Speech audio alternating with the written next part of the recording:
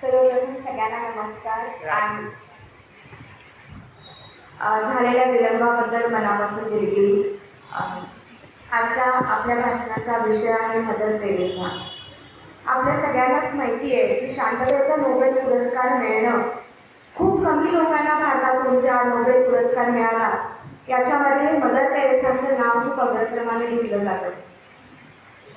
Nobel पुरस्कार जो जागतिक स्तरावरती अत्यंत अग्रगण्य समजला जातो, असा नोबेल पुरस्कार मिळवणाऱ्या मदर तेरेसांनी नेमकं काय काम केलं, नेमकं त्यांचं कार्य आणि कर्तृत्व काय होतं, त्यांनी मागं सोडलेले विचार काय आहेत, याचा आपण थोडासा मागोसा घेण्याचा प्रयत्न आजच्या आपल्या भाषणामध्ये करणार आहोत.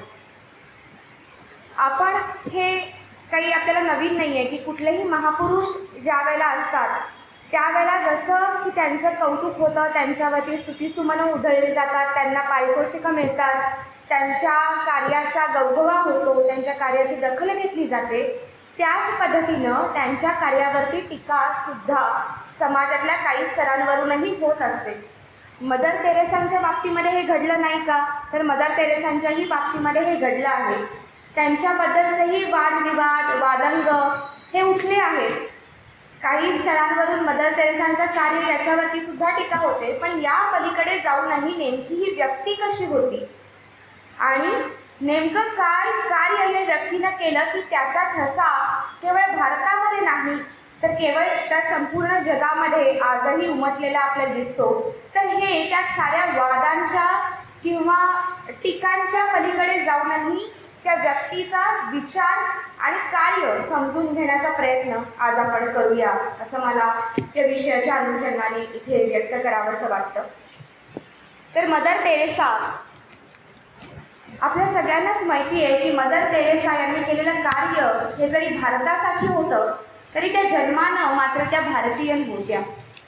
त्या एक युरोपियन देशामध्ये, युगोस्लाविया नावाचा एक छोटासा देश आहे युरोपामध्ये, म्हणजे अगदी पृथ्वीवरती बघितलं तर फारसा आपल्याला लगेच मिळणारही नाही असा असलेला हा देश.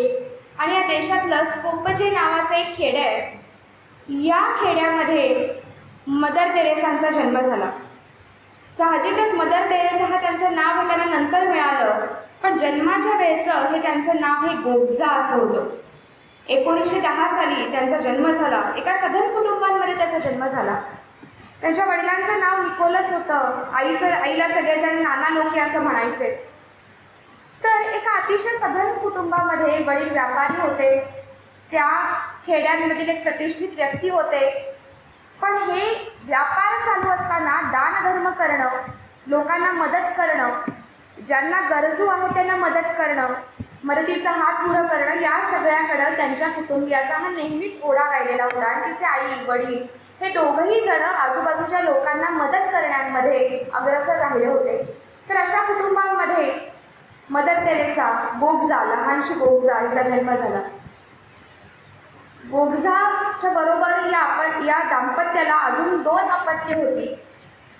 गोगजाला मोठा एक भाऊ होता जो सैनिकी क्षेत्रामध्ये नंतर गेला आणि तशीच एक मोठी बहीण सुद्धा गोगजाला होती. तर असं मूल्यांना, तत्वांना धरून चालणारं असे कुटुंब होतं.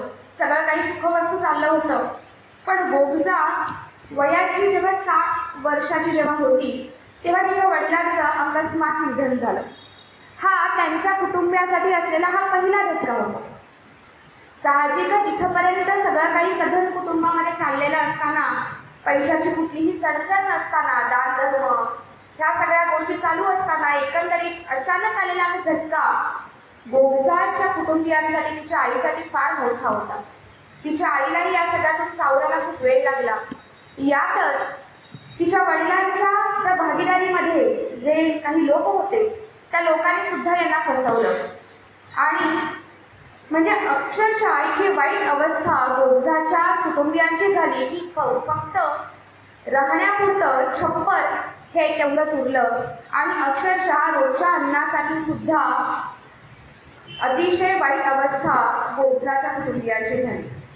मला असं वाटतं की हा प्रसंग सांगण्याचा उद्देश आहे की एका सधन कुटुंबांमध्ये जन्म असताना सुद्धा परिस्थितीनं गरिबी ही मदर तेरेसांना अनुभवायला तिथं पहिल्यांदा मिळाली आणि गरिबीचे चटके हे त्यांना मिळाले आणि गरिबीच्या मिळालेल्या या चटक्यांमधून अशा लोकांच्यासाठी आपण काही कार्य केलं पाहिजे किंवा एक संवेदना जी आहे ही संवेदना त्यांच्या हृदयामध्ये सगळ्यात पहिला निर्माण झाली। यानंतर साधारणतः एक कॅथलिक कुटुंब होतं।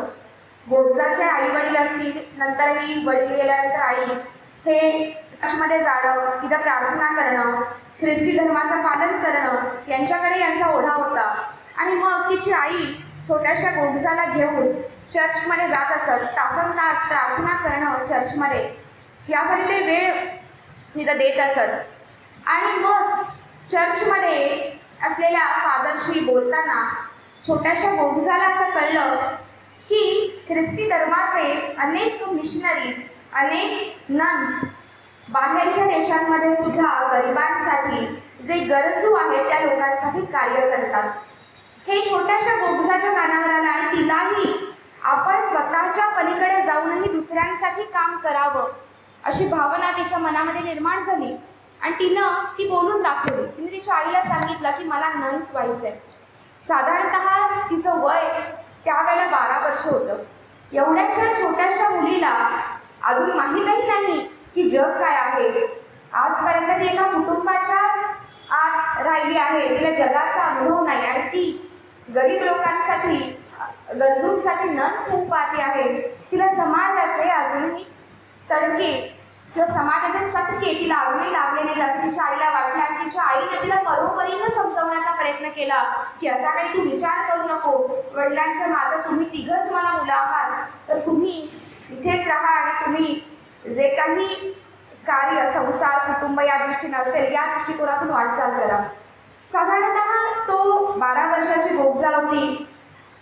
एक उर्मी असते, त्या उर्मीनं तो विचारही तिच्या मनामध्ये नंतर थोडा मागं पडून गेला, पण तरीही चर्चमध्ये जाणं, फादरशी चर्चा करणं, तिथल्या कार्याचा आढावा घेणं, तिथं चौकशी करणं हे सगळं काम गोडजाचं चालू होतं आणि अशीच काही वर्ष गेली आणि मग अशी काही वर्ष गेल्यानंतर मिशनरीच्या कार्याचा अधिक प्रभाव गोडजावरती पडायला लागला। हे लोक काय नेमकं कार्य करतात हे तिला कळायला लागलं। तिला हेही कळलं की अशा काही लोकांचा एक समूह आहे जो भारतामध्ये जाऊन, कोलकातामध्ये जाऊन त्यांनी तिथे असलेल्या गरजू गरीब लोकांची सेवा करण्याचं काम करत आहे। साहजिकच लहानपणापासून एक करुणा, गरजूंविषयीची एक संवेदना गोडजाच्या हृदयामध्ये आधीपासूनच होती आणि हे सगळं तिची घडणघडण चालू असताना आजूबाजूच्या परिस्थितीमुळं आपणही याच कार्यामध्ये स्वतःला जोडून द्यावं हा विचार तिच्या मनामध्ये पुन्हा पुन्हा जोर धरू लागला। यावेळेला मात्र तो विचार तिच्या मनामधून जायला मात्र तयार नव्हता आणि या विचाराने तिने पुन्हा एकदा तिच्या आईला त्या समोर बसवलं आणि सांगितलं की आई, मी मागच्या वेळेला तुझं ऐकलं, पण मला आता माझ्या जीवनाचं दुसरं कुठलंही ध्येय दिसत नाहीये। मला सुद्धा नन्स व्हायचंय आणि मला सुद्धा मिशनरी सारखं बाकीच्या समाजातल्या गरजू लोकांच्यासाठी कार्य करायचं, त्याच्यासाठीच मला माझं आयुष्य व्यतीत करायचंय।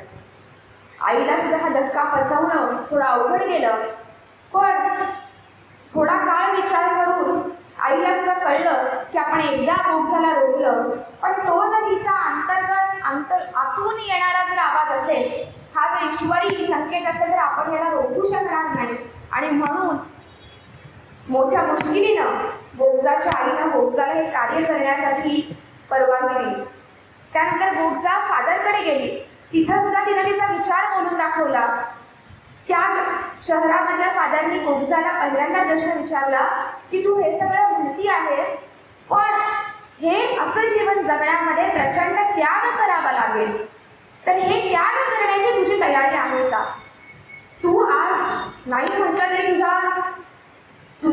तुझ्या डोक्यावरती छप्पर आहे, खायला अन्न आहे, आजूबाजूला प्रेमाची तुझ्या कुटुंबातली माणसं आहेत, पण जेव्हा तू बाहेर जाशील याच्यापासून तेव्हा तुला हे सगळं मिळेलच असं नाही। तुला तुझं दुःख सोडून जे दुःखी आहेत त्यांच्यासाठी काम करावं लागेल, तर त्याच्यासाठी त्याग करण्याची तुझी तयारी आहे का? आणि हा प्रश्न आल्यानंतर क्षणार्धात 18 वर्षाच्या गोगजानी काहीही विचार न करता हो माझी तयारी आहे असे सांगितलं. तिनं घर सोडलं. आईला सुद्धा निरोप दिला आणि आई आणि बहिणीला निरोप देऊन गोगजानं तिच्या सामाजिक जीवनाकडं कार्याकडे वाटचाल चालू केली. स्कोपजे हे शहर होतं छोटंसं, आता हे शहर आहे, त्या काळी छोटंसं खेडं होतं. साहजिकच तिला इंग्रजी येत नव्हतं तोपर्यंत आणि भारतामध्ये जाऊन काम करायचं असेल तर सर्वप्रथम इंग्रजी तरी आलं पाहिजे. ब्रिटिश राजवट त्यावेळी भारतामध्ये होती. नंतरची तिथली भाषा शिकावी लागेल पण सर्वप्रथम आपल्याला इंग्रजी तरी आलं पाहिजे आणि म्हणून तिथून गोगजा आयर्लंडला गेली. तिथं तिनं 2 महिन्यात इंग्रजी शिकली आणि मग तिथून तिनं बंगाल कोलकाताला तिथं लॉरेट कॉन्व्हेंट याच्याकडे तिनं प्रयाण केलं. बंगाल आपण जर बघितलं की जसं मदर तेरेसा भारतीय आहेत आपण म्हणतो, त्या भारतामध्ये ही त्यांची कर्मभूमी होती प्रामुख्यानं. त्या भारतामध्ये सुद्धा बंगालमध्ये ही सगळ्यात कोलकात्यामध्ये बंगालमध्ये सुद्धा कोलकात्यामध्ये मदर तेरेसांनी नंतर अतिशय महत्त्वाचं कार्य की त्यांची कर्मभूमी म्हणून बंगाल कोलकाता ही ओळखली जाते. तर कर्मभूमीमध्ये बंगालमध्ये जेव्हा गोगजानी प्रवेश केला, दार्जिलिंगमध्ये ही 1-2 वर्ष राहिली सुरुवातीच्या काळामध्ये आणि तिथल्या कॉन्व्हेंट्समध्ये तिथलं शिक्षण घेणं, तिथली शिक्षण पद्धती जीवन पद्धती समजून घेणं याच्यासाठी तिनं वेळ दिला आणि मग दार्जिलिंग 2 वर्ष परत ती बंगालमध्ये आली. बंगालमध्ये ज्या वेळेला ती आली त्यावेळेच्या सुमारामध्ये गोगजाला साधारणतः हे जे मिशनरीज असतात यांना स्वतःची ओळख विसरायला लावणं किंवा विसरणं हे महत्त्वाचं असतं. जेव्हा तुम्ही सामाजिक कार्याकडे तुम्हाला झोकून देता तेव्हा तुम्हाला आधीची ओळख, तुमचं आधीचं आयुष्य हे विसरावं लागतं. त्याच वेळेला तुम्ही सामाजिक जीवनामध्ये प्रवेश करू शकता आणि याची एक हे करण्यासाठी इव्हन चर्चने सुद्धा त्या व्यक्तीला एक वेगळी ओळखही दिली जाते. फक्त स्वतःला विसरणं नाही तर स्वतःची ओळख, अस्तित्व सगळं काही विसरून पूर्णपणे झोपून देणं आणि अशा पद्धतीनं गोगजाला इथंच नवीन ओळख, नवीन नाव चर्चने दिलं. गोगजाला मिळालेलं नाव व्हॅटिकन सिटीने दिलेलं असं होतं तेरेसे, पण ती त्याचा उच्चार हा थोडासा इंडियन इंग्लिशमध्ये करायची सुरुवातीला आणि म्हणून त्याचं नाव हळूहळू तेरेसा असं झालं. आणि मग जसं जसं कार्य तेरेसाचं वाढत गेलं तसं तसं तिचं नाव किंवा तिला मिळालेली उपाधी किंवा लोक तिला मदर तेरेसाच्या नावाने नंतर ओळखलं जाऊ लागलं. ज्या वेळेला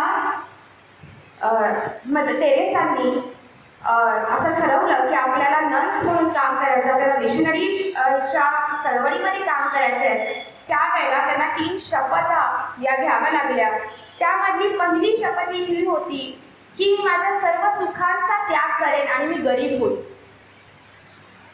ईश्वराच्या समोर सगळे गरीब आहेत हा विचार त्याच्यामध्ये होता. ईश्वराच्या समोर जे कोणी आहे ते माझ्याकडे जी काही सर्व सुख आहे, मग तो लौकिक अर्थाने आर्थिक दृष्टिकोनातून श्रीमंत असो वा गरीब, ईश्वराच्या समोर सगळे गरीब आहेत आणि अशा पद्धतीनं सर्व प्रकारचा आर्थिक, सामाजिक किंवा ज्या ज्या काही आपल्याकडे सोयी सुविधा आहेत त्या सर्व सोयी सुविधांचा त्याग करून मी गरीब होईल अशी ही पहिली शपथ होती. मी पावित्र्य राखेल आणि मी आज्ञा पालन करेन. चर्चची जी काही आज्ञा असते ती मिशनरींना बंधनकारक असते आणि त्यामुळं ह्या 3ही शपथा ज्या लोकांना या चळवळीमध्ये यायचं असतं त्यांना घेणं हे बंधनकारक असतं आणि त्याप्रमाणे तेरेसांनी या शपथा घेतल्या.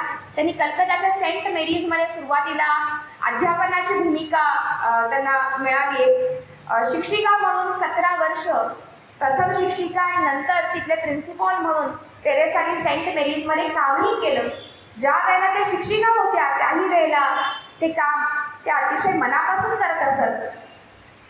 तिथल्या मुलांना शिकवण्याच्या पलीकडे जाऊनही त्यांना जीवनाची मूल्य समजावून सांगणं, त्यांना प्रेम करणं, लोकांच्यावरती प्रेमाची भाषा काय असते हे समजावून सांगणं, हे सुद्धा काम विद्यार्थ्यांवरती प्रेम करण्याचं काम हे तेरेसा करत असत आणि त्याचमुळे त्या विद्यार्थीप्रिय शिक्षिका सुद्धा होत्या.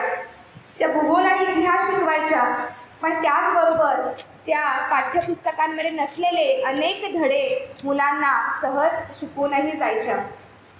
आणि हेच सारं काही अध्यापन चालू असताना, ज्या वेळेला हे अध्यापन चालू असायचं, ही जी सेंट मेरीज ही शाळा जी होती, ही अतिशय मोठी शाळा होती कोलकात्यामधली. त्याची जी इमारत होती अत्यंत प्रशस्त होती. व्हिक्टोरियन काळातल्या इमारती आजही कोलकात्यामध्ये आहेत, त्याच पद्धतीची ही इमारत होती. अतिशय प्रशस्त, सोयी सुविधा असलेली अत्यंत श्रीमंत मुलीसुद्धा या शाळेमध्ये येत असायच्या. आणि अशा पद्धतीची ही शाळा होती. पण तरीही इथलं अध्यापन चालू असताना, भूगोलाचे इतिहासाचे धडे शिकवत असताना टेरेसांचं लक्ष त्या इमारतीच्या पलीकडे असलेल्या झोपडपट्ट्यांकडे जायचं. शाळेची इमारत मोठी असेल तरी त्याच्या आजूबाजूला झोपडपट्ट्या होत्या. आणि ज्या वेळेला ते शिकवत असायच्या त्या साधारणतः त्यांचं लक्ष खिडकीच्या पलीकडे असलेल्या झोपडपट्ट्यांमध्ये, तिथल्या असलेल्या गरिबीमध्ये, अनाथ, तिथे असलेली जी काही दुर्व्यवस्था होती त्या व्यवस्थेकडे त्यांची नजर जायची आणि त्यांचं मन हे व्यथित होऊन जायचं.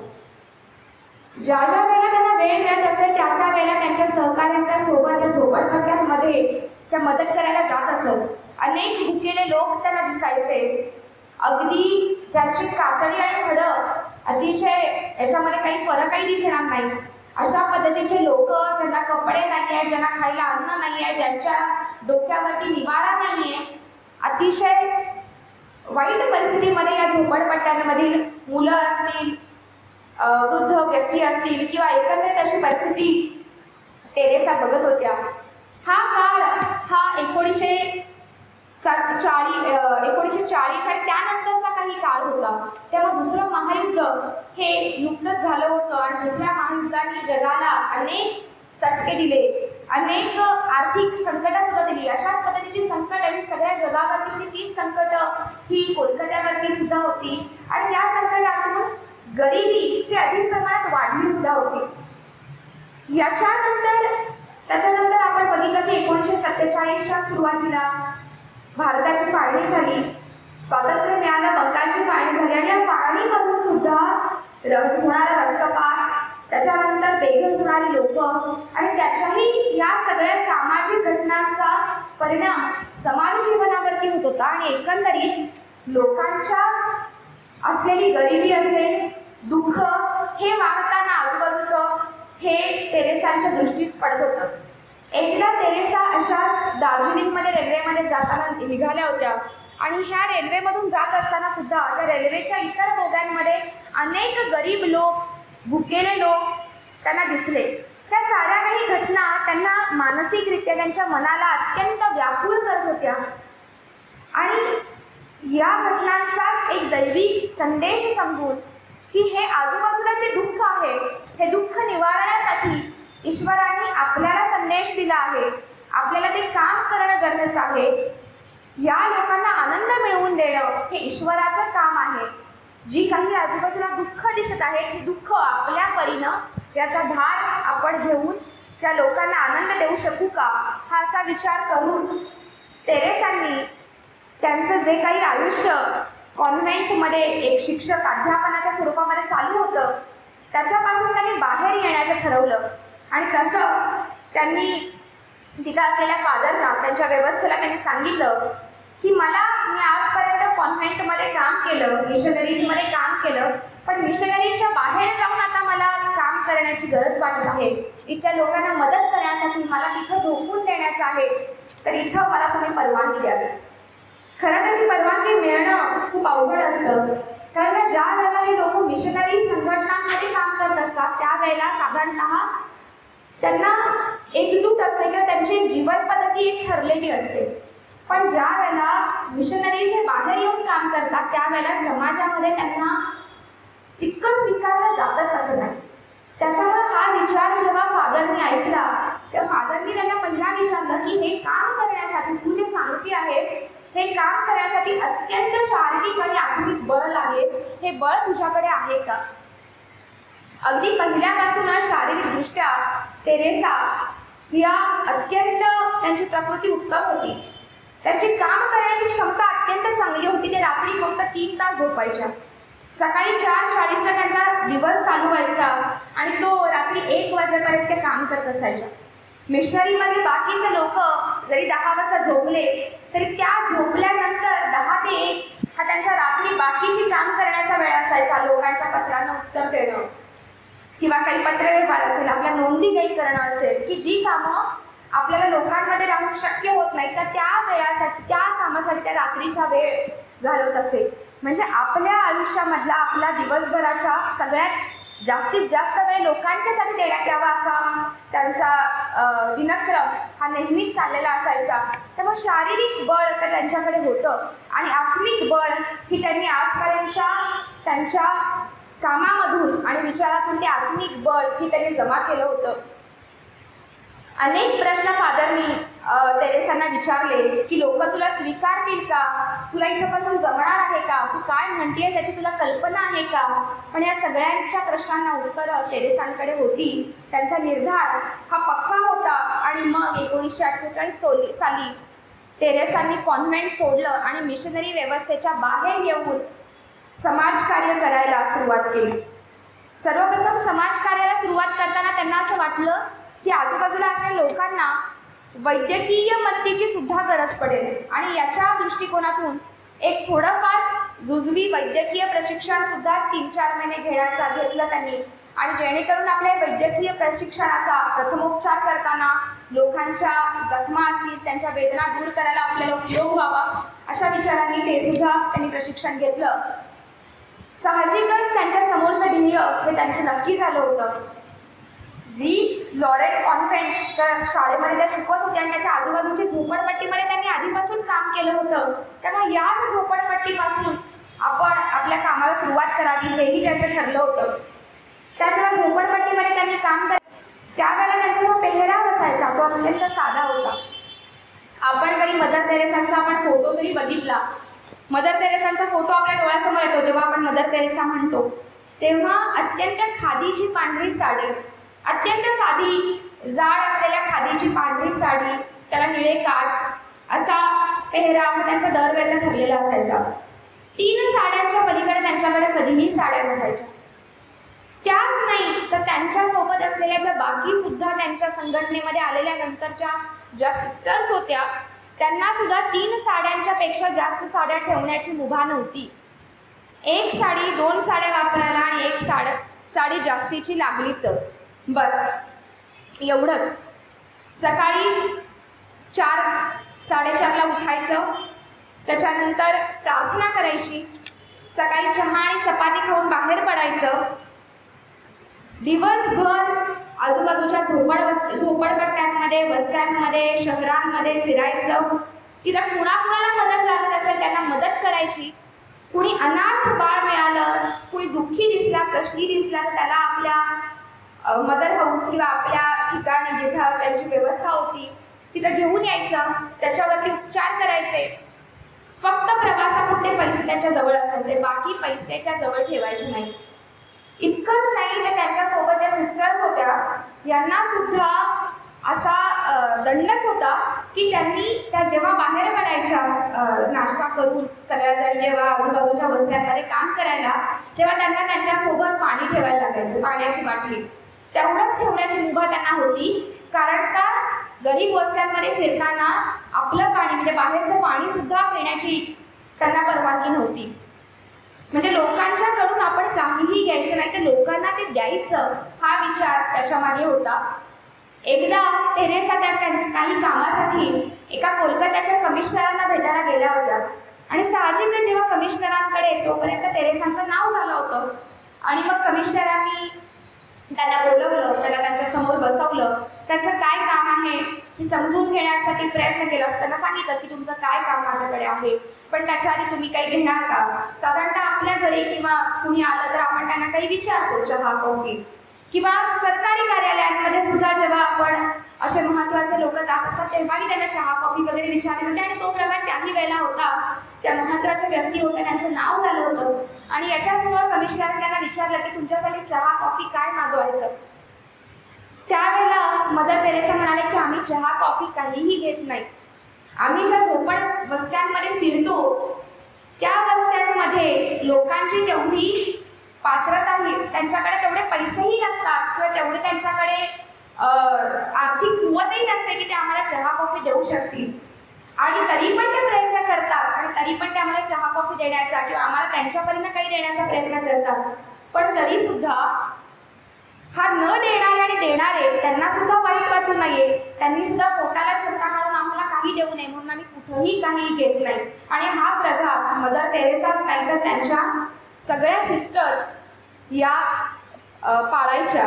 तर असे काही दंडक हे मदर तेरेसांचे होते. तेरेसांनी ज्या वेळेला झोपडपट्टीमध्ये सुरुवात केली, अनेक पद्धतीने त्यांनी लोकांना मदत करायला सुरुवात केली. त्यांच्या समोर गरजू, गरीब, भुकेले लोक होते. जे जे भुकेले होते त्यांना त्यांच्या परीनं अन्नदान करणं, त्यांच्यासाठी फीडिंग सेंटर्स तेरेसांनी सुरुवात केली. जे लहान मुलं होते, ज्यांना शाळा नव्हत्या, शाळेमध्ये जाण्यासाठी पैसे नव्हते, त्यांच्यासाठी शाळा, शिक्षण तेरेसाने सुरुवात केली. बस्तींमध्ये त्या मुलं ती अत्यंत दुर्व्यवस्थेमध्ये राहत होती आणि या मुलांना स्वच्छतेचे धडे द्यायला सुद्धा तेरेसाने सुरुवात केली. म्हणजे त्यावेळेला तेरेसा असं करायच्या की त्यांचं जे रोजचं जाण्याचं भाडं असायचं, या भाड्यातून ते भाडं त्या वाचवायच्या आणि या भाड्यातून साबणाच्या 2 वड्या मिळायच्या.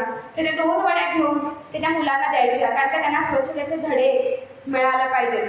पीडितांना औषध द्यायची, ज्यांना वैद्यकीय उपचारांची गरज असेल यांना वैद्यकीय उपचार करायचे, भिक्षा फेरी करायची. भिक्षा जसं दारोदारी जाऊन जेवढं कोणी लोक मदत करायला इच्छुक आहेत त्यांना त्यांच्याकडून मदत घेऊन ती गरजूंना द्यायची. अशी अनेक कामं तेरेसांनी कोलकात्यामध्ये चालू केली. आणि ही सगळी कामं चालू करत असताना साहजिकच आर्थिक परिस्थिती काही फारशी चांगली नव्हती, त्यांची राहण्याची व्यवस्थाही काही चांगली नव्हती. ज्या झोपडपट्टीमध्ये त्या काम करायच्या त्या झोपडपट्टीमध्ये एक खोली त्यांना मिळाली होती. पण नंतर त्यांच्या कामाचा आवाका इतका वाढला की तिथल्या बाकी लोकांनाही असं वाटायला लागलं की त्यांना एक चांगली जागा त्यांच्या कामासाठी मिळणं गरजेचं आहे. आणि मग अशा वेळेला तेरेसांची ओळख एका मायकल गोम्स नावाच्या एका व्यक्तीशी झाली आणि या व्यक्तीच्या घरी त्यांनी मिशनरीज ऑफ चॅरिटीची सुरुवात केली. या व्यक्तीनं त्यांना राहायला घर तर दिलंच, पण त्याही बरोबर त्यांना जे जे काही गरजूंसाठी देण्यासाठी ज्या वेळेला लागत होतं, कधी अन्न लागलं तर त्यांनी अन्नाची सुद्धा मायकल गोम्सनी मदत केली. कधी फर्निचर लागलं तेरेसांना, स्वतःसाठी नाही पण लोकांच्यासाठी, त्यांच्याकडे येणाऱ्या लोकांच्यासाठी, तर ते सुद्धा म्हणजे ज्या वेळेला त्यांना गरज पडेल त्या वेळेला मायकल गोम्स यांनी त्यांना मदत केली. आणि मग अशा पद्धतीनं मिशनरीज ऑफ चॅरिटीची सुरुवात झाली. आणि जेव्हा सुरुवात झाली तेव्हा त्यांची एक विद्यार्थिनी होती तेरेसांची, तिचं नाव होतं सुभाषिनी दास. आणि मग ही सुभाषिनी दास ही मिशनरीज ऑफ चॅरिटीमध्ये रुजू होणारी पहिली व्यक्ती होती. ती सुद्धा तेरेसा ज्या वेळेलापासून शिकवणं त्यांनी पाहिलं होतं आणि तेव्हापासूनच ती त्यांच्या विचारांनी प्रेरित झाली होती आणि तिनं त्यांना या कार्यामध्ये स्वतःला झोकून देण्याची इच्छा मला आहे असं व्यक्त केलं. तेरेसांचं काम अशा पद्धतीने चालू होतं. साहजिकच त्यांचं काम त्या ज्या लोकांपर्यंत पोहोचत होत्या ते इतकं विस्तृत होतं की साहजिकच त्यांच्या कार्याने प्रेरित होऊन अनेक लोक त्यांच्याकडं त्यांच्या कार्यामध्ये सहभागी होण्यासाठी येत होते. आणि आता अनेक लोक होते, म्हणजे अनेक उदाहरणं होते आणि ज्याचे सिस्टर्स त्यांच्याकडे सहभागी होण्यासाठी यायचे त्यांना तेरेसा एकच गोष्ट सांगायच्या की तुम्हाला गरीब होऊन राहावं लागेल. मी ज्या 3 शपथा घेतल्या त्या 3 शपथा तुम्हाला पाळाव्या लागतील. तुम्हाला गरीब होऊन सर्व सुखांचा त्याग करण्यासाठी राहावं लागेल. आणि या सर्व सिस्टर्स तेरेसांच्या पावलावरती पाऊल ठेवून त्यांच्या विचारांनी तसंच करण्याचा प्रयत्न त्यांनी त्या करायच्या. त्याच निर्धारानं त्यांची वाटचाल चालू होती. तेरेसांच्या जवळ एक सिस्टर आली होती. तिनं नुकताच तेरेसांना त्यांच्याकडे त्यांच्या कार्यामध्ये मला काम करायचं आहे असा विचार बोलून दाखवला होता. त्यावेळेला ती MBBS करत होती आणि मग MBBSचं शिक्षण संपल्यानंतर ही मुलगी तिथे आली. तेरेसांना एक वैद्यकीय मदर तेरेसांना गरज होती की एका वैद्यकीय ज्याला ज्ञान आहे अशा व्यक्तीची. आणि साहजिकच तिनं MBBS केलं तर आपल्यालाही याचा उपयोग होईल या दृष्टीनं त्यांनीही तिला रुजू करून घेतलं आणि तिचा काही दिवसातच तिचं शिक्षण संपलं, तिचा निकाल लागला आणि त्या निकालामध्ये तिला 3रं पारितोषिक मिळालं, तिला गोल्ड मेडल मिळालं. साहजिकच सिस्टरला आनंद झाला की मला गोल्ड मेडल मिळालं आणि ते गोल्ड मेडल तिनं तेरेसाला दाखवण्यासाठी ती घेऊन आली. आणि जेव्हा तेरेसाने गोल्ड मेडल बघितलं तेव्हा त्यांनी तिला सांगितलं की हे गोल्ड मेडल तुला मिळालं ही चांगलीच गोष्ट आहे, पण तू जे काम करण्यासाठी इथं आली आहेस त्या कामासाठी तुला फक्त तुझ्या ज्ञानाची गरज आहे, या गोल्ड मेडलची तुला गरज नाही आहे. त्यामुळे हे गोल्ड मेडल तू परत करून आलीस तरी चालेल. म्हणजे कुठल्याही पद्धतीचं आपल्याला म्हणजे आपल्याला सुख सोयी किंवा कुठल्याही पद्धतीची आपल्याला स्वतःभोवतीची पॉझिशन्स नकोत अशा पद्धतीचा विचार हा तेरेसांचा होता. आणि त्यांच्या पावलावरती पाऊल ठेवणी संघटना चालू होती आणि याच विचारातून अनेक कुष्ठरोग्यांसाठीचे सेंटर्स चालू झाले, शाळा चालू झाल्या, लहान मुलांसाठीचे शिशुभवन, अनाथ मुलांसाठीचे शिशुभवन चालू झाले, दवाखाने चालू झाले, फीडिंग सेंटर्स कोलकाता आणि त्याच्या बाहेरही अनेक शहरांमध्ये, इतकंच नाही तर भारताबाहेर सुद्धा अनेक देशांमध्ये हे सगळं काम तेरेसांनी सुरुवात केली. तेरेसांनी चालू केलेलं अजून एक महत्त्वाचं काम म्हणजे निर्मल हृदय, डाईंग होम. ही संकल्पना अतिशय प्रभावकारी आहे, याचा कोणी विचारही केला नसता. एकदा असं झालं की मदर तेरेसा आणि मायकल गोम्स एका बसमधून चालले होते आणि बसमधून चालले असताना साहजिकच त्यांचं लक्ष ते एका कामासाठी चालले होते.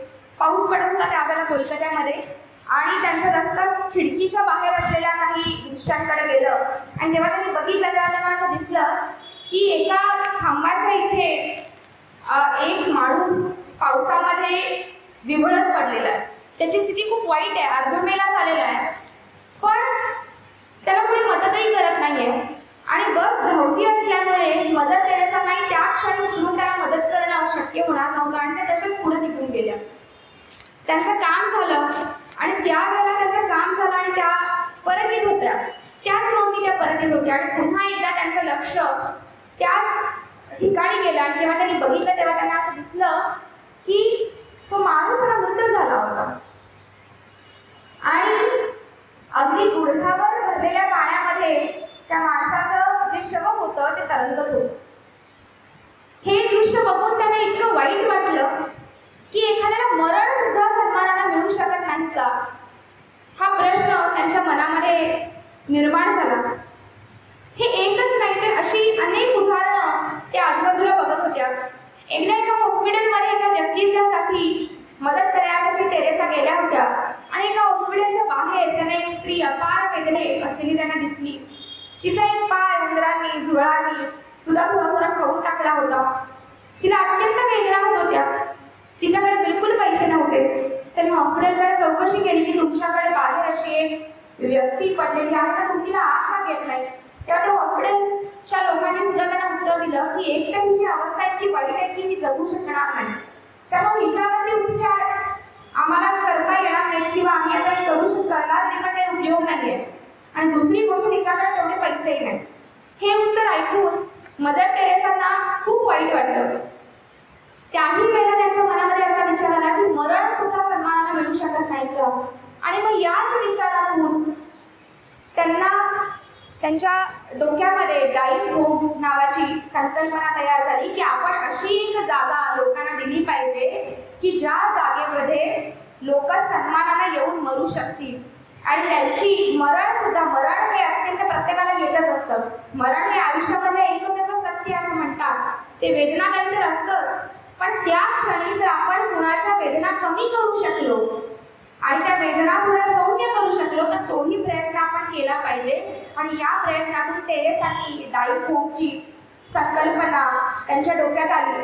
त्यासाठी त्यांना जागा मिळत नव्हती, कारण का ज्या झोपडवस्तीमध्ये त्या काम करत होत्या तिथल्याही लोकांनी या डाईंग होमला त्यांना पाठिंबा दिला नाही.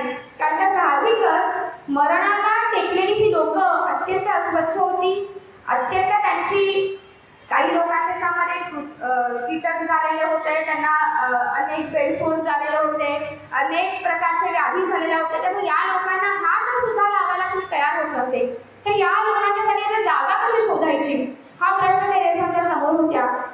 तरी पण त्या प्रशासनाकडे गेल्या. कोलकात्यामध्ये मिस्टरांकडे गेल्या आणि त्यांनी एक जागा या निर्मल हृदय डाईंग होम साठी मिळवली. डाईंग होम ही तेरेसांची सगळ्यात आवडती जागा होती.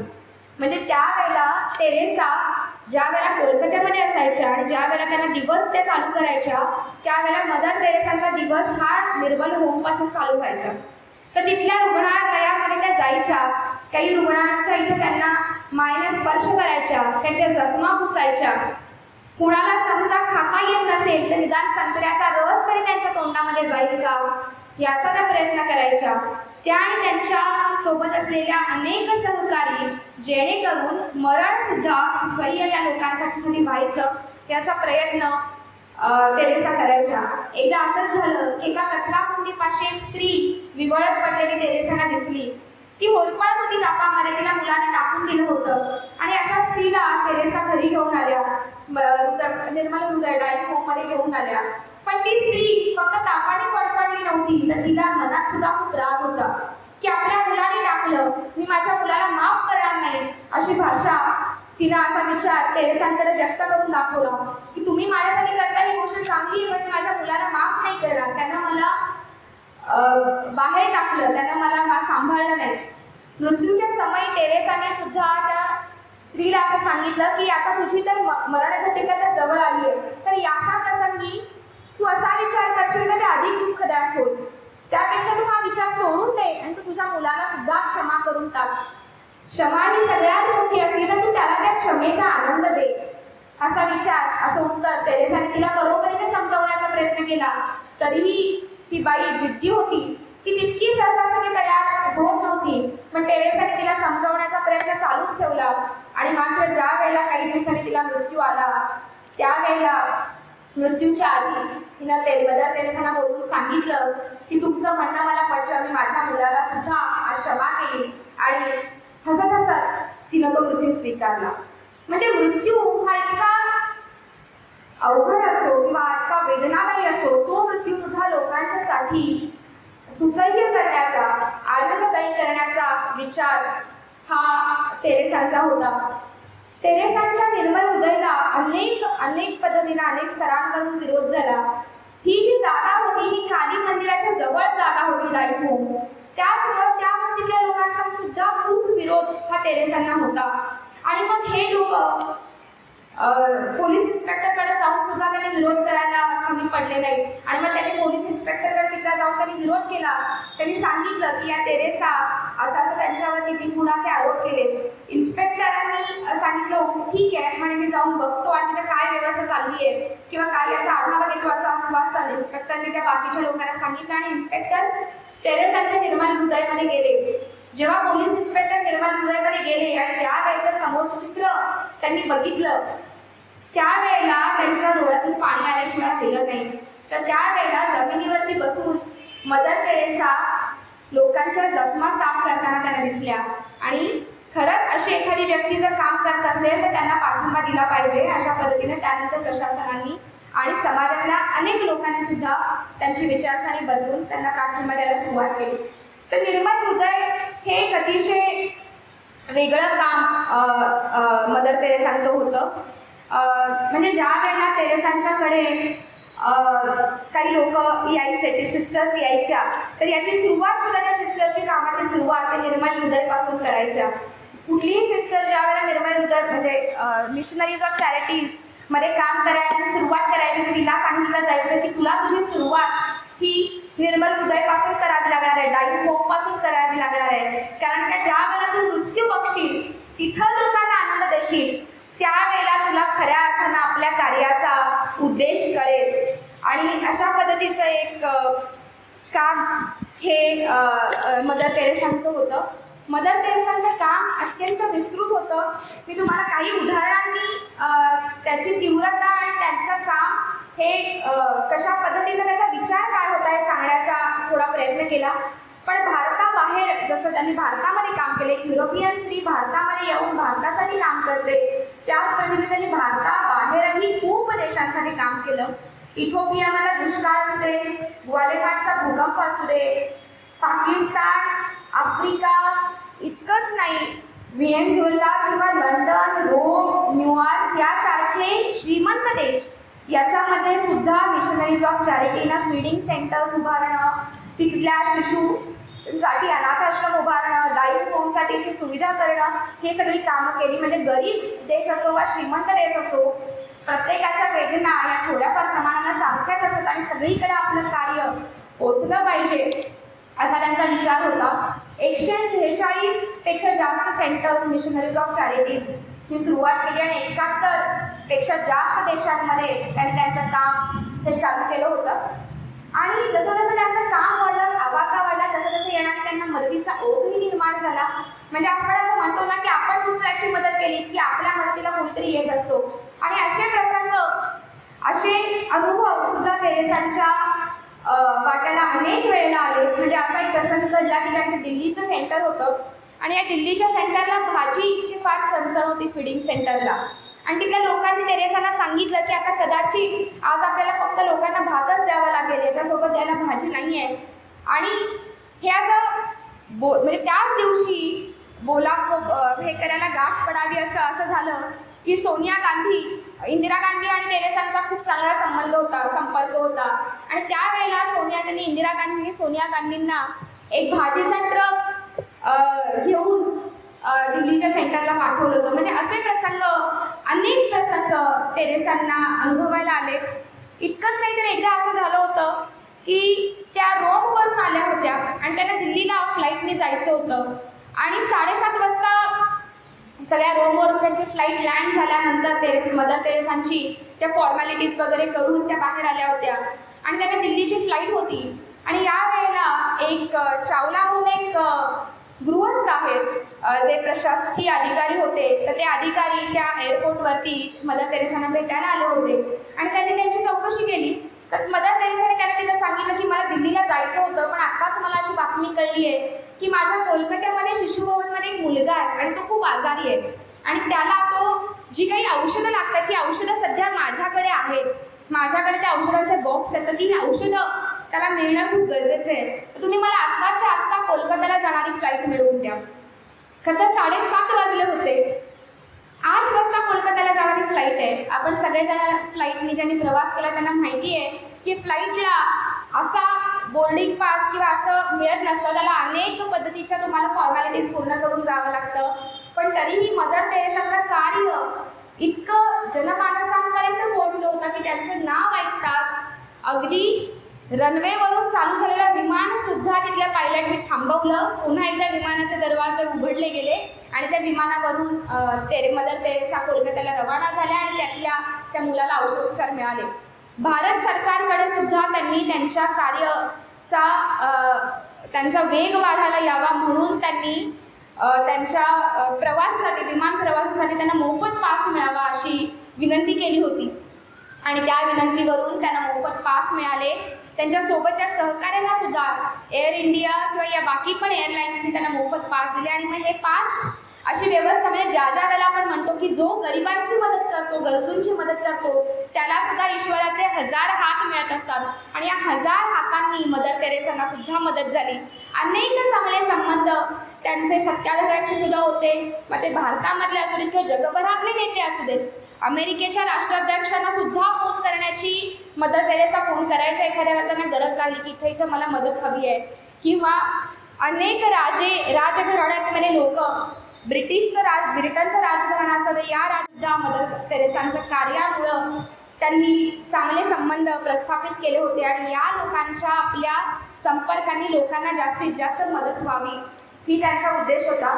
मदर तेरेसांनी मी तुम्हाला सांगितलं तसं 350 मिशनरी ऑफ चॅरिटी सुरुवात केले, 71 देशांमध्ये काम केलं, 200 पेक्षा जास्त फीडिंग सेंटर्स त्यांनी तयार केले, 90 स्कूल्स त्यांचे होते, 15 कुष्ठरोगांसाठीचे सेंटर्स त्यांनी चालू केलं, 250 पेक्षा जास्त फ्री हॉस्पिटल्स त्यांनी सुरू केली, जवळपास 750 फिरते दवाखाने त्यांनी चालू केले होते, 130 अनाथ आश्रम त्यांनी चालू केले. म्हणजे इतकं विस्तृत पद्धतीचं काम, जिथं जिथं वेदना आहे तिथं तिथं काम पोहोचवण्याचा उद्देश करण्याचा त्यांनी आयुष्यभर प्रयत्न केला आणि त्यांना त्यांच्याच कार्याची दखल घेऊन त्यांना अनेक पारितोषिकही मिळाली. पहिला त्यांना मिळालेलं पारितोषिक होतं ते म्हणजे पद्मश्री होतं. ज्या वेळेला त्यांना पद्मश्री जाहीर झाला भारत सरकारचा, त्यावेळेला तोपर्यंत मिशनरीच्या पैकी कुणालाही पुरस्कार घेण्याची परवानगी नव्हती. पण ज्या वेळेला मदर तेरेसांना पुरस्कार जाहीर झाला, त्यावेळेला त्यांनी असं ठरवलं चर्चनी की हा पुरस्कार त्यांनी सर्व गरिबांच्या वतीनं स्वीकारावा, किंवा ज्या गरजू व्यक्तींसाठी त्यांनी काम केलं आहे त्या गरजू व्यक्तींच्यासाठी त्यांनी स्वीकारावा. आणि त्या गेल्या त्यांच्याच त्या पोशाखामध्ये, त्याच साध्या पेहरावामध्ये जाऊन, स्वतःच्या गाडीमध्ये जाऊन त्यांनी राष्ट्रपती भवनामधून आलेली आलिशान कार घेतली नाही, तर ज्या गाडीने त्या प्रवास करायचा त्याच गाडीने जाऊन त्यांनी तो पुरस्कार स्वीकारला. त्याच्यानंतर त्यांना अनेक जागतिक स्तरावरचे पुरस्कार मिळाले. मॅगसेसे नेहरू पुरस्कार, डॉक्टर ऑफ ह्युमन लेट्स पुरस्कार, पोपचा शांतता पुरस्कार असतो, जॉन केनेडी यांचा पुरस्कार त्यांना मिळाला. ब्रिटनच्या राजघराण्याचा ऑर्डर ऑफ मेरिट नावाचा अत्यंत प्रतिष्ठेचा पुरस्कार असतो, हा पुरस्कार त्यांना मिळाला. आणि हा पुरस्कार प्रदान करण्यासाठी ब्रिटनच्या राणीला भारतामध्ये येऊन तिनं हा पुरस्कार मदर तेरेसांना प्रदान केला. म्हणजे त्यांच्या कार्याची दखल ही किती पातळीवरती घेतली झाली याचं एक उदाहरण आहे. जेव्हा शांततेचा नोबेल पुरस्कार जेव्हा मदर तेरेसांना मिळाला, 1979 साल होतं, 69 त्यांचं वय होतं, त्यावेळेला त्या पुरस्काराची रक्कम होती $1,90,000. आणि ही रक्कम साधारणतः ज्या वेळेला त्यांना मिळाली त्यावेळेला हीच नाही तर याच्या अलीकडचे पण आधीचे पण जे पुरस्कार त्यांना मिळाले त्या रकमेचा गरिबांना जास्तीत जास्त कसा वापर होईल याच्यासाठीचा विचार मदर तेरेसांनी करून काही लोकांसाठी फीडिंग सेंटर जिथे जिथे गरज होती तिथे या रकमेचा वापर करण्याचं काम मदर तेरेसांनी केलं. ज्या वेळेला त्यांना पुरस्कार मिळाला तेव्हा असं म्हटलं गेलं मदर तेरेसांसाठी की you are the most powerful woman in the world. ज्यांचा गौरव करण्यासाठी ज्या वेळेला नोबेल पुरस्कारांच्या समितीनं तिथे त्यांचं नाव घोषित केलं तेव्हा त्यांनी सांगितलं की she is the most powerful woman in the world. पण मदर तेरेसांनी अतिशय विनम्रतेनं तिथे नमूद केलं की मी कोणी मोस्ट पॉवरफुल नाही, तर मी एक ख्रिस्ताची गरीब सेवक आहे आणि गरिबांच्या वतीनं मी हा पुरस्कार स्वीकार करतेय. खरं तर पुरस्कार घेण्याची माझी लायकी नाही, पण हा पुरस्कार देऊन तुम्ही जगभरातल्या गरिबांचा सन्मान करत आहात आणि म्हणून हा पुरस्कार मी स्वीकार करते. त्याही नंतर नोबेल पुरस्कार मिळाल्यानंतर एक मेजवानी आयोजित केली जाते. तर मदर तेरेसांनी अशी विनंती केली की ही मेजवानी तुम्ही कॅन्सल करावी, रहित करावी आणि ही मेजवानी रहित करून जो काही त्याला खर्च येतो तो खर्च तुम्ही मला द्यावा, त्याचा उपयोग मी माझ्या गरजू लोकांसाठी करेन. लोकांना ही संकल्पना इतकी आवडली की त्याच्याही नंतर लोकांनी स्वतःच्याकडचे पैसे त्याच्यामध्ये घालून एक चांगली रक्कम मदर तेरेसांना दिली. म्हणजे ही रक्कम इतकी जमली की नोबेल पुरस्काराच्या रकमेच्या अर्धी रक्कम ही मदर तेरेसांनी त्यांच्या विचारातून कार्यातून लोकांकडून अगदी आनंदाने स्वीकार केली. तर अशा पद्धतीची मदर तेरेसा यांच्या व्यक्तीचं कार्य होतं. भारताचा सुद्धा सर्वोच्च भारतरत्न पुरस्कार हा मदर तेरेसांना मिळाला. ज्या वेळेला त्यांना भारतरत्न पुरस्कार मिळाला त्यावेळेला त्यांना विचारण्यात आलं की या भारतरत्न पुरस्कारामध्ये तुम्हाला मानचिन्ह मिळाले. आपल्या सगळ्यांनाच माहिती आहे भारतरत्न हा अतिशय मानाचा पुरस्कार आहे, भारतामधला नंबर 1चा पुरस्कार आहे आणि खूप कमी लोकांना भारतरत्न मिळतो. तेव्हा त्यांना विचारण्यात आलं की या मानचिन्हाचं तुम्ही काय करणार. तेव्हा त्या म्हणाल्या या मानचिन्हाचं मी काय करू, हे मानचिन्ह मी विकणार आणि याच्यातून जे पैसे येतील ते माझ्या गरिबांना देणार. म्हणजे या मानचिन्हाचा मला काही उपयोग नाही, तर ह्याच्यातून जे पैसे येतील. आणि हेच नाही तर अशा अनेक पुरस्कारांमधून त्यांना जी रक्कम मिळाली ती रक्कम लोकांच्यासाठी खर्च करणं हा एक त्यांच्या आयुष्याचं उद्देश होतं. अनेक देशांनी त्यांना नागरिकत्व दिलं, अनेक देशांचं नागरिकत्व त्यांच्यासोबत होतं. अनेक डॉक्टरेट्स त्यांना मिळाल्या. म्हणजे जी बाई तिनं इतकं शिक्षण सुद्धा घेतलेलं नाही अशा बाईला अनेक मोठ्या विद्यापीठांनी डॉक्टरेट केली, अनेक देशांनी तिला गौरवलं, अनेक राजघराण्यांचा त्यांच्याशी संबंध होता. म्हणजे मदर तेरेसांनी एका बाजूला त्या गरिबांची सेवा करायच्या तर दुसरीकडं त्या अनेक राष्ट्राध्यक्षांना फोन करून मदतीची याचना सुद्धा करायच्या. इतके चांगले संबंध त्यांनी प्रस्थापित केले होते आणि या संबंधांचा उपयोग जास्तीत जास्त मदतीसाठी कसा होईल हे त्या बघत होत्या.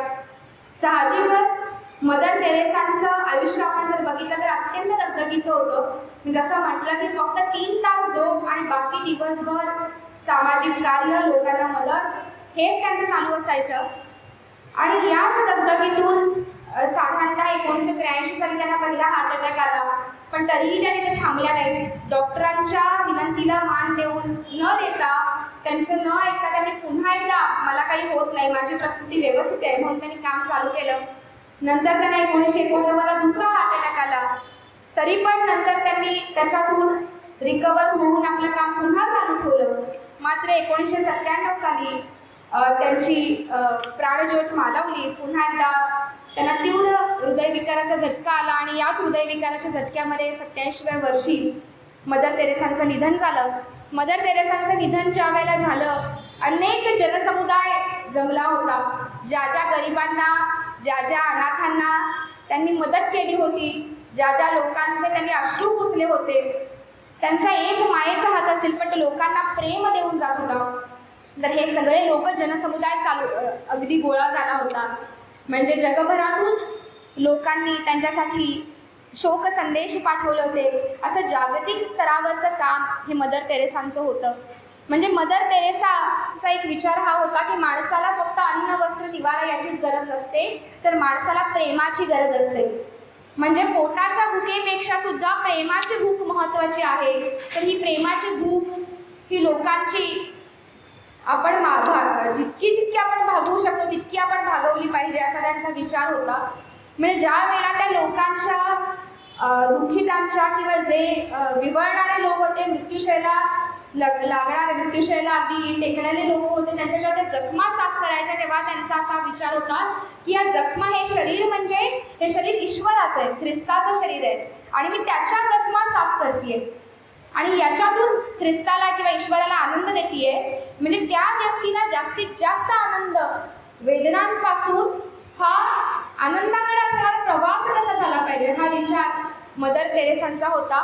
आपण त्यांच्या कार्य आपण बघितलं किती विस्तृत कार्य त्यांचं होतं की मीपणा बाजूला ठेवून इतरांसाठी काम करणाऱ्या अशा मदर तेरेसा त्या म्हणायच्या की let us do something beautiful for the God.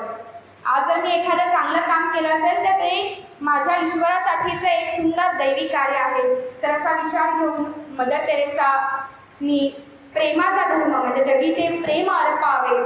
आपण म्हणतो की या जगामध्ये बाकी धर्म नाही तर एक धर्म जर कुठला असेल, हे सगळे जो ईश्वरानं निर्माण केला तर तो आहे प्रेमाचा धर्म. तर हाच विचार मदर तेरेसांनी पुढे नेला. तर आपण मदर तेरेसांच्या विचारांचं चिंतन करू आणि तुम्ही आपण त्यांच्या विचारांना आपल्या परीनं पुढे नेण्याचा प्रयत्न होत राहील या जगामध्ये अशी आशा व्यक्त करू आणि इथेच थांबू. धन्यवाद.